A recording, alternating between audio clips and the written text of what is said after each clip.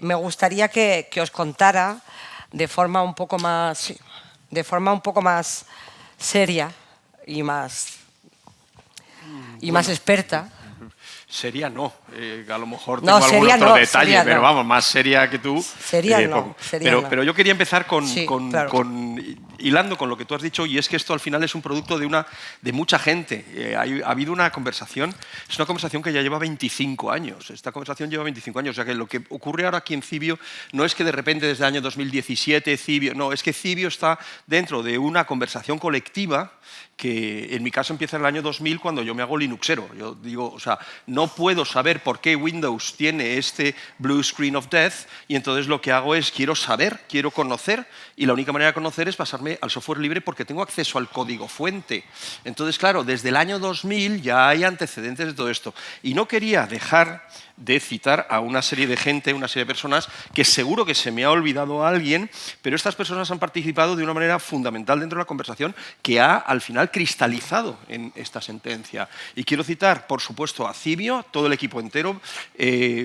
Me dices tú quiénes son porque yo ya no me los conozco porque ha habido tanta gente Los que también de tienen Cibio. cartelito. Eso es.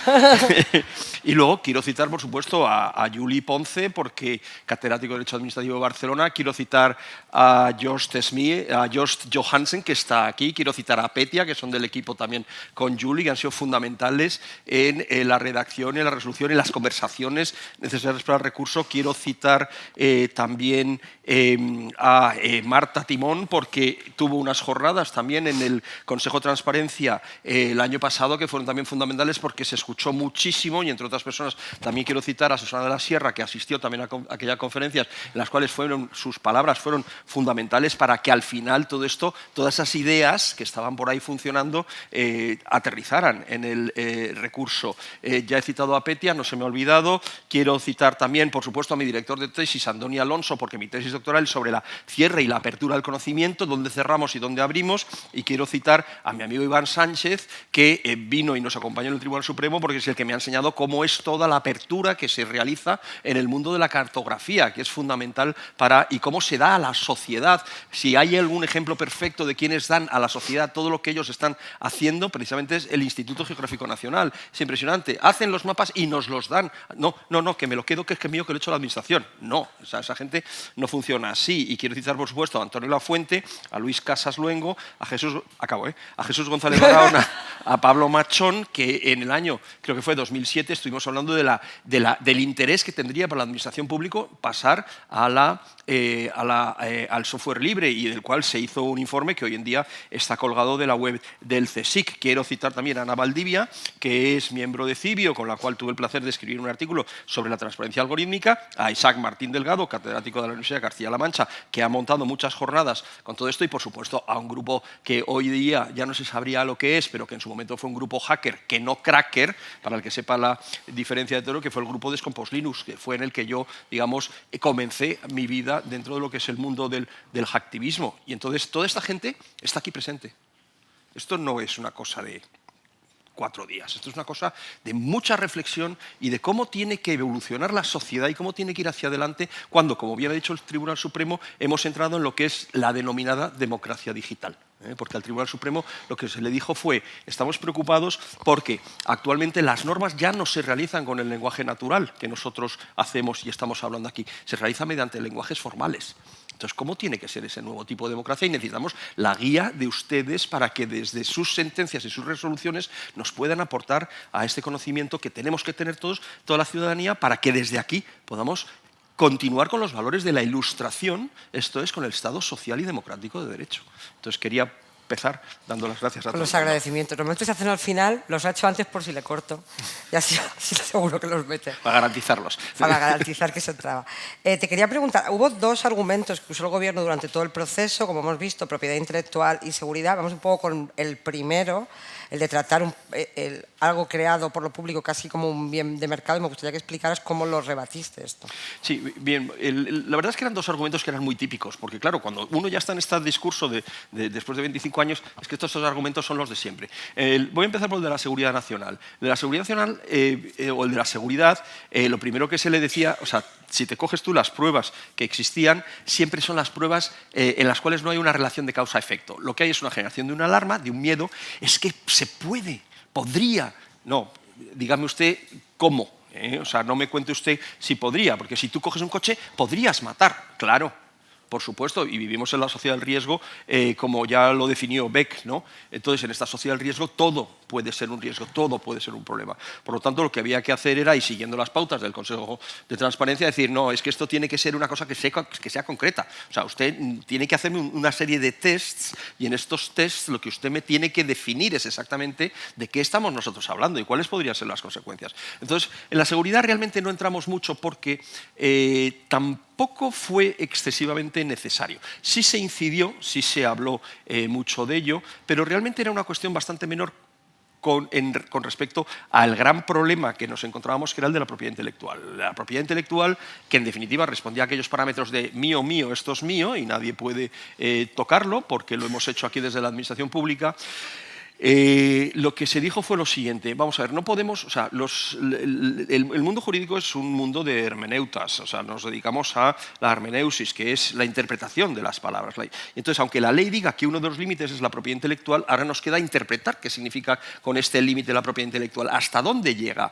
Entonces, podemos decir, entendemos, y así se dice, si el límite de la propiedad intelectual está justo en la ley, hablando también de límites que corresponden a intereses privados, bien, pues entonces entiendo que cuando la propiedad intelectual pueda pertenecer, los derechos de explotación puedan pertenecer a un tercero ajeno, muy bien, pero si los derechos son creados, la aplicación ha sido creada por la administración pública, no nos olvidemos que se tendrá que interpretar conforme la Constitución, que dice que la administración pública sirve los intereses generales, sirve con objetividad los intereses generales. Por tanto, no me puede poner la propiedad intelectual con una interpretación máxima diciendo, como hay propiedad intelectual, resulta que esto no puede ser. Y además también lo justificábamos de otras dos maneras. Si nos vamos a los portales de transparencia, están llenos absolutamente de obras que tienen propiedad intelectual, porque la duda es, ¿me puede usted decir cuáles son las obras de la administración pública que no tengan propiedad intelectual? Es que casi todas,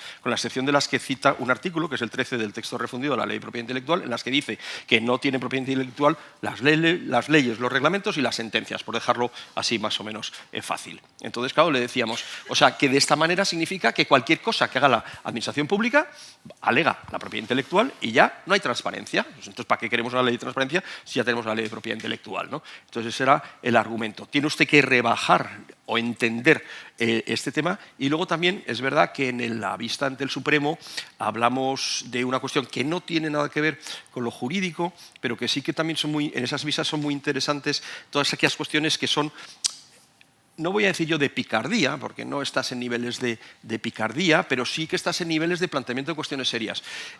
La razón, sospechamos y no podemos probar que no nos entregan el código es por vergüenza torera. Porque es un código espagueti.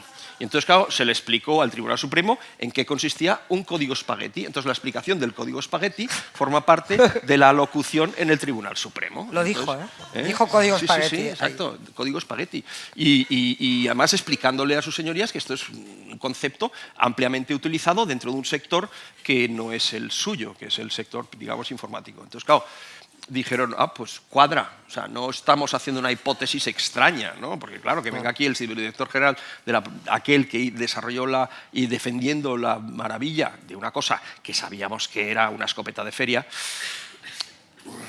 algo pasa. Entonces, claro, esas eran, digamos, los argumentos de tipo jurídico y los argumentos de tipo extrajurídico. ¿Y qué crees que va a pasar ahora que tenemos este precedente cuando estemos hablando de algoritmos, sistemas, inteligencia, lo que sea, que se haya contratado a una empresa privada, que sea externo? Bien, vamos a ver, yo creo que en función de esta sentencia se tendría que, en el momento que se hacen los pliegos de contratación, obviamente se tendría que tener en cuenta qué es lo que dice esta sentencia, porque si no, vamos a utilizar la ley de contratos de la administración pública, de las administraciones públicas para llevar a cabo una modificación o un fraude de ley. Entonces sería un fraude de ley. Entonces los pliegos de contratación tienen que ser muy claros en este sentido. Si usted lo que me va a hacer es un desarrollo informático, el código fuente lo tengo que tener yo. Y además ya lo ha dicho Estrella en el sentido de decir, exacto, en Europa lo están haciendo así y por una cuestión de soberanía digital. Yo no puedo estar con ese atrapamiento por parte de un proveedor. El proveedor, en el momento que me cierra su código, yo ya estoy atrapado por parte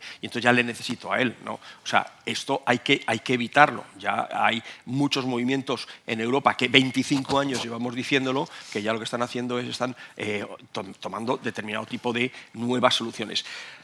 Tuve el placer de que me invitaran al Comité de Expertos de Seguridad Nacional el día 23 de enero de 1989 y mi tesis allí fue que si no tuviéramos un código, si no tenemos el código fuente, no podemos tener ciberseguridad. O sea, es un requisito, es que es obvio. ¿Cómo voy yo a poder ejercitar? ¿Cómo voy a saber la problemática de lo que está ejecutándose en mi ordenador? O sea, pero usted es el Ministerio de Defensa y usted lo que está implantando es un Windows en su ordenador donde lo que tiene usted son datos absolutamente privados y secretos del Estado español.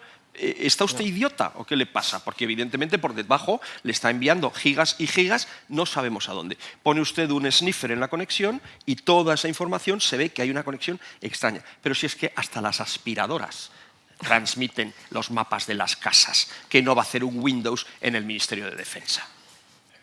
Hay una cosa que también me llama la atención, al hilo de lo que acabas de decir y de los pliegos, es verdad que lo vemos cada vez más, que en pliegos de sistemas, por ejemplo, la investigación que nombraba David, en la que preguntábamos a las administraciones y algunas hemos mirado pliegos, lo vemos cada vez más que en el pliego dice, pero la propiedad intelectual del código pasa a la administración pública, pero no es lo más habitual. A mí hay una cosa que me sorprendió mucho el juicio, y no sé cómo lo viste tú, que es que tengo la sensación de que la propia administración no sabe que está usando software libre. No tiene ni idea.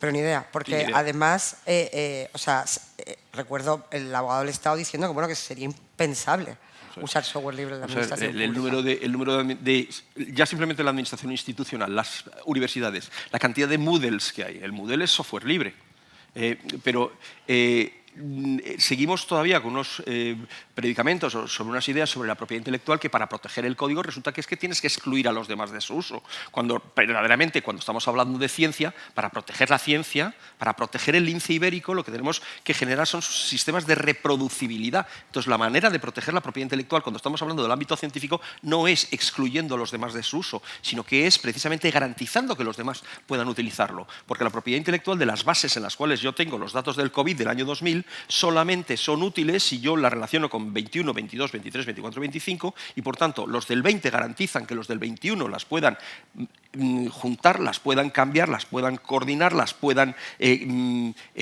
cortar, las puedan transformar, las puedan copiar y así sucesivamente. Con lo cual, la labor científica implica, uno, que lo que viene de río arriba me tiene que dar permisos para que yo lo pueda manipular, o sea, copiar, transformar, etcétera, etcétera, y yo a su vez tengo que tener el suficiente cuidado como para dotar permisos a los que van río abajo. ¿Por qué? Porque por defecto la propiedad intelectual dice que si tú no tienes permisos no puedes hacer absolutamente nada. Como es una propiedad privada, pues pasa exactamente igual que con una casa. Si alguien no tiene permisos para entrar en una casa, se presume que no tiene ese consentimiento. Entonces tú necesitas del consentimiento. La propiedad intelectual, por tanto, en los códigos que genera la administración, los códigos que se generan con unas dimensiones o con unas propuestas de tipo científico, tienen precisamente esa otra parte que es la que todavía nos tenemos que meter y seguimos haciendo, insistiendo. Todos los proyectos científicos, afortunadamente, de la Unión Europea ya te obligan a poner unas licencias de este tipo, licencias libres, y lo que tenemos que lograr es que las administraciones públicas, salvo casos absolutamente excepcionales, estén absolutamente convencidas de la bondad del software libre. ¿Qué casos? ¿Qué Salvo casos? qué casos. Pues, por ejemplo, porque, por ejemplo, cuando se hablaba de la seguridad, decía que, bueno, que en general en estos programas no, pero ¿tú crees que en algunos programas sí se va a poder argumentar, y con razón, no Sí. de forma espúrea, que la Sí, pero por seguridad... ejemplo, en las APIs en las cuales yo lo que tengo que hacer es una conexión entre tus sistemas y mis sistemas, en los cuales estemos pasando datos privados del uno al otro, o en aquellos supuestos en los cuales yo esté manejando determinado tipo de datos sensibles y, por tanto, la parte del código que es de cómo se accede a una parte de seguridad, esa yo no tengo por qué llevar a cabo una información. Entonces, estamos hablando de casos muy puntuales que son fundamentalmente sistemas de pasarelas o sistemas de entrada y salida de un determinado sitio. Hay bastantes estudios que se están haciendo sobre este aspecto. Por ejemplo, hay un proyecto español que se llama Siesta, en el cual lo lleva ¿En el CSIC. serio? Se llama Siesta el proyecto. Y entonces es sobre sensitive information, o sea, es un proyecto sobre datos sensibles. Y entonces en este proyecto lo que hemos analizado es de 15 parámetros de los datos, cuáles de ellos son aquellos que nosotros que podemos permitirse conocimiento y cuáles no. O sea que ya se están haciendo estudios muy serios. Hay otro proyecto que se llama Titán, que es de la Universidad de Murcia, en la cual se están haciendo este tipo de análisis para precisamente verificar de qué estamos hablando cuando nosotros hablamos de la apertura. Porque no nos olvidemos que la tensión entre la apertura del conocimiento y el cierre del conocimiento lleva 2.500 años funcionando, y el intento de solucionarlo se realiza a través de la epistemología, o sea, a través de la filosofía, de unas ramas de la filosofía. O sea que realmente aquí lo que estamos es en presencia de un sistema muchísimo más complejo, que es el de la base y funcionamiento de una democracia. Y yo creo que la hilazón que tenemos que hacernos es, tendremos a Elena Matute esta tarde, en la cual habla sobre la percepción, habla sobre las cuestiones de tipo cognitivo y de los sesgos, o sea, que primero va la atención, y esto es lo que se le dijo también al Tribunal Supremo en la vista oral, que estamos en presencia de una cadena, y esta cadena consiste en que primero va la atención. Con esta atención lo que logramos es el conocimiento de las cosas, y aquí es donde viene la transparencia. Si nosotros podemos saber y sabemos, de ahí tendremos entonces una calidad de la libertad de pensamiento. Si tenemos calidad en la libertad de pensamiento, podremos tener calidad en la libertad de expresión. Si tenemos calidad en la libertad de expresión, podremos tener calidad en la libertad de prensa. Y si tenemos calidad en la libertad de pensamiento, de expresión y de prensa, podremos generar unas condiciones materiales para la participación ciudadana dentro de lo que es la democracia. Y esta cadena no se puede entender una de los elementos sin la otra. Y por eso es tan relevante esta sentencia de Cibio, porque incide precisamente en un elemento esencial de la cadena. Entonces, sin esto no hay participación, no hay calidad en la participación. Y la participación es un prius de lo que es una calidad democrática, de una buena democracia. Cuando ya sé que no incidimos mucho en la seguridad, porque es verdad que los argumentos eran tan burdos desde el principio que tampoco hacía falta ir muy a fondo, pero sí que es verdad que hay una cosa que se dijo durante los 2 primeros juicios, que alguien que no conozca cómo funciona un programa le puede dar un poco de miedo, que es cuando decían, bueno, es que vais a poder acceder a los datos de la gente vulnerable que está pidiendo el bono social, ¿no? ¿Cómo argumentamos eso? Porque es una parte que yo creo que es relevante, sobre todo en un contexto en el que igual no hay una formación técnica brutal y claro, da miedo, ¿no? Que podamos acceder a, yo qué sé. Claro, claro. Es que el principal problema de estos proyectos es explicar a sus señorías, o a sus excelentísimos señores, términos que no son jurídicos. Entonces, claro, explicar pues, un código espagueti, explicar un código binario, explicar lo que era toda la problemática de los datos sintéticos. Entonces, se lo explicamos de la siguiente manera. Si nosotros cogemos una plantilla y dentro de esta plantilla los nombres y los apellidos y los DNIs están en blanco, simplemente esos, yo ya crearé lo que se llaman datos sintéticos, y los datos sintéticos son aquellos que tienen la misma forma que los datos que son reales. Con lo cual, si yo tengo el algoritmo, si yo tengo el código fuente, yo puedo verificar si funciona o no funciona, pero con la existencia de datos sintéticos. Yo no necesito datos reales. Y el ejemplo típico de dato sintético masculinizado, como en toda la tradición que tenemos, es la de Juan, español, español. Nombre y 2 apellidos. Y luego el DNI, pues el 012345678 y la letra que el algoritmo me dé, que esa es muy fácil de calcular. Entonces podemos, ¿cuántos de estos quiere usted? Juan Español Martínez, Juan Martínez Español, Juana Española Martínez, Juana Martínez Española, y podemos crear todos los que nosotros queramos. Y con eso, y con la plantilla del código fuente, que no deja de ser una plantilla, yo puedo verificar si funciona o no funciona. Y claro, también fue ese otro concepto que se le explicó al Tribunal Supremo, el de los datos sintéticos. Y entonces fue pues, muy bonito también explicarles estas cuestiones en aquel sitio donde la formalidad, el rigor y donde pesa, digamos, tienes los cientos de años de instituciones allí solidificados en las paredes y en los muros y en las maneras de proceder y en la vestimenta, ¿no? Sí, daba un poco de susto también. Esas puertas tan altas. Yo sentía que era como que era el imputiense porque me entraba por las puertas y decía, pero cuánto mido. Vamos a... ¿Tú creías que íbamos a ganar y que íbamos a ganar así? ¿Con estos argumentos? En el año 2022 yo escribí un artículo diciendo que el supuesto óptimo iba a ser el de que perdiéramos en primera instancia, que perdiéramos en segunda instancia y que pudiéramos recurrir al Supremo y que ganáramos el recurso de casación. Esto se publicó en la revista de los notarios de Madrid. Y entonces... caramba, es que ha salido así y es lo mejor, porque claro, si ganábamos en la Audiencia Nacional y la abogacía del Estado no apelaba, no tendríamos jurisprudencia. Y entonces hemos tenido el peor de los escenarios iniciales y el mejor de los escenarios finales. Yo realmente nunca lo sé, y en un evento que tuvimos en Barcelona con Julie me preguntó, ¿tú crees que lo vas a ganar? Y dije, esto yo no lo gano ni en broma. Lo que pasa es que también ahí yo no sé si estoy también con un sesgo de prefiero decir que no y separarme de la superstición, porque tampoco soy supersticioso, pero yo me invento que no soy supersticioso, a lo mejor es un sesgo de no confirmación, ¿no? Entonces no lo sé. Pero el caso es que yo pensaba que íbamos a ganar el acceso parcial, pero no totalmente. Bueno, tú dijiste que teníamos el plan de ir a Europa. Estaba planificado Europa, sí, ¿no? O sea, ir al siguiente nivel. O sea, que estábamos ya, por si acaso. Por supuesto, íbamos a ir al Constitucional y luego íbamos a ir a Estrasburgo. O sea, nosotros... Es que, además, esto es como cuando llega un médico y le traen un señor que tiene que operarlo. Dice, ¿usted cree que va a vivir, doctor? Dice, pues no lo sé, pero yo lo que sí sé es que ahora lo que tengo que hacer es esto, esto y esto. Y entonces nosotros estábamos en eso. Vamos a aplicar el rigor metodológico que exige este tipo de situaciones y luego el resultado, pues también, como dice el nuevo realismo escandinavo, muchas veces depende la sentencia de la digestión del juez. Más allá de que en 2022 fueras un poco adivino y supieras lo que iba a pasar, entiendo, o no sé, o sea, a nosotros sí que nos pasaba que nos... O sea, yo era optimista, pero que a la hora de leer la sentencia me pareció que los argumentos eran mucho mejores de lo esperado, o sea, que eran como muy contundentes. Sí, porque además habíamos tenido algunas sentencias de transparencia, incluso en el Tribunal Supremo, que decías, vamos a ver, si yo he citado en el recurso de casación a Kant, no me hagas esta chapu. O sea, acuérdate uno que tuvimos ahí, que tuvieron una oportunidad magnífica y de oro para definir lo que era el derecho, porque, vamos a ver, aquí resulta que el derecho de transparencia está en la Constitución puesto en un lugar como, bueno, pues como para allá, pero realmente, como yo he querido explicar o sintetizar antes, el derecho de transparencia está en la base y el fundamento de la capacidad de conocer, y si tú no conoces, ¿cómo puedes evaluar tu propia democracia? ¿Cómo puedes participar? ¿Cómo puedes opinar? ¿Cómo puedes...? O sea, lo estamos viendo, nunca ha habido tantos terraplanistas como ahora, ¿no?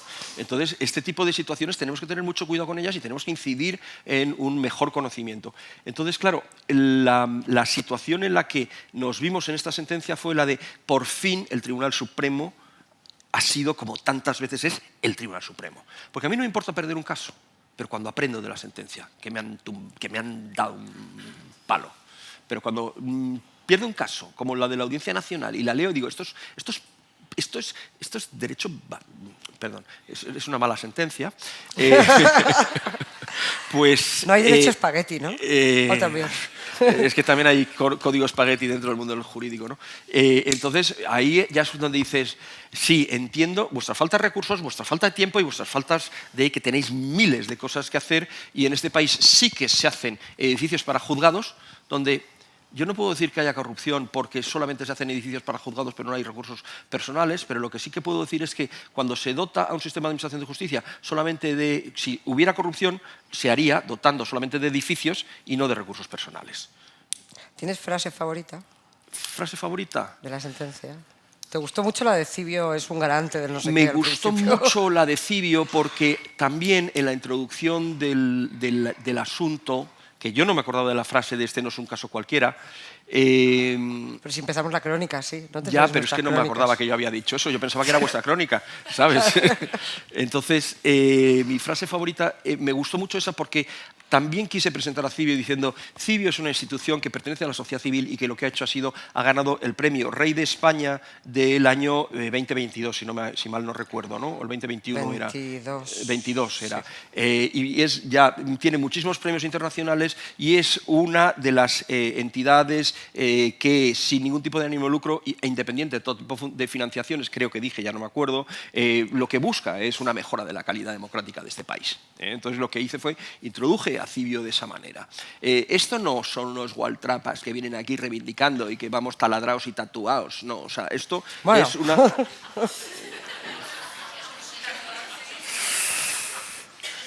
Sí que son tatuados y taladrados, pero yo eso me lo callo. Entonces, claro, o sea, esto no son unos... Porque claro, te tienes que poner, es como si hablas con tu padre cuando estás viendo a aquellos señores, ¿no? O sea, vosotros habréis tenido a lo mejor... Hay gente que ha tenido que salir del armario, pero hay gente que ha tenido que explicar a los padres por qué se pone tatuaje o se taladra, ¿no? Yeah. O sea, que hay determinado tipo de barreras generacionales pues, que hay que evitar, ¿no? Entonces, en esa situación, pues había que ponerse en un rigor de tipo institucional, guardar absolutamente todas las formas y ser, digamos, los más jurídicos, los más formales, ni una sola broma, ni un solo desliz, o sea, ser riguroso y ser profesional. Y eso yo creo que es también una marca que ha dejado impronta en el Tribunal Supremo, porque claro, yo no solamente estoy pensando en el caso Cibio, estoy pensando en los dos casos más que están llamando a la puerta y en todos los casos que pueden venir también ante el Tribunal Supremo. Y hay que, por tanto, el caso de Galicia, por ejemplo, del TSJ, etcétera, etcétera. O sea, hay muchas serie de cosas. Un poco? ¿Qué es? Ya se puede contar, yo creo. No, ya no. ¿No? Eso lo contáis vosotros en un artículo. Vale. Y que os queda mejor. Y nada, es una respuesta tremendamente elegante del Tribunal Supremo frente a aquella presentación que hace Cibio. Entonces, cuando tú coges la sentencia y la lees no solamente como sentencia, sino en diálogo con la vista oral, lo que te das cuenta es que hay dos elementos clave que son muy interesantes. El primero de ellos es como dando gracias a Cibio, o sea, señalando la calidad de Cibio y, por tanto, como un actor dentro del modelo democrático, y luego, en segundo lugar, esa hilación entre la necesidad de una participación que tiene que venir dada de una ley de transparencia y su conexión con los derechos fundamentales. O sea, eso para mí son dos partes integrantes del modelo de diálogo que también se ha definido que el derecho es un diálogo entre actores, ¿no? Y entonces ahí yo lo que veo es que es continuación de ese diálogo y por tanto a mí me parece una sentencia, independientemente de su calidad jurídica, una respuesta elegantísima. Te voy a hacer la pregunta del millón. ¿Cuándo crees que nos van a dar el código? ¿Nos lo van a dar? ¿Cómo nos lo van a dar? ¿Qué va a pasar? Venga, adivina otra vez. Tengo una noticia para ti. El viernes, pero es que no me ha dado tiempo este fin de semana. Pero el viernes me llega una providencia del Tribunal Supremo diciendo que pasen las actuaciones al juzgado de origen. O sea, vamos a ver, 11 de septiembre, octubre, noviembre, 2 meses. ¿Vale? O sea, 2 meses. Pasen las actuaciones origen. Una vez que pasan las actuaciones origen, entonces ya allí la recibe, acusa recibo al Tribunal Supremo en el plazo de 10 días y entonces el juzgado de origen lo que tendrá que decir es administración, que tiene usted que decirnos cositas. Y entonces le pedirá el código fuente. Y aquí ya entraremos en otra bonita discusión. ¿Qué código fuente? ¿El de entonces? ¿Código fuente claro. El de ahora? Para empezar, el código fuente, ¿cómo me lo va a dar usted? En un repositorio Git, en un repositorio que no es repositorio, en un archivo zip no es un archivo zip, en papel. Bueno, ¿qué apostamos? Bueno, que viene en papel. Bueno, sí, a lo mejor lo han resuelto en 3 folios, ¿no? Pero bueno, sí, depende de la llamada a librerías y también nos mandan las librerías, ¿no? Pero entonces, y ahí ya depende, porque acuérdate que estuvimos 1 año para que nos dieran los datos. Una vez que habíamos ganado el caso en el Tribunal Supremo sobre los viajes oficiales, quién acompañaba al jefe de Estado en los viajes oficiales, tardaron todavía 1 año en darnos la hoja Excel de los viajes oficiales. O sea que... había gente en esa hoja que se había muerto. 1 año está bien. 1 año está bien. 1 año, madre mía. Has hablado de una cosa importante, de qué código nos van a dar, si el del principio... Claro, como os he contado, o sea, Bosco ha tenido un montón de modificaciones, igual que nuestra aplicación. Entonces, a mí hay una cosa que me preocupa un poco, que o sea, en mi cabeza ahora mismo hay unas personas en el Ministerio arreglando ese código. ¿Tú crees que es lo que está pasando? Vamos a ver, no lo sé. Puede que sí.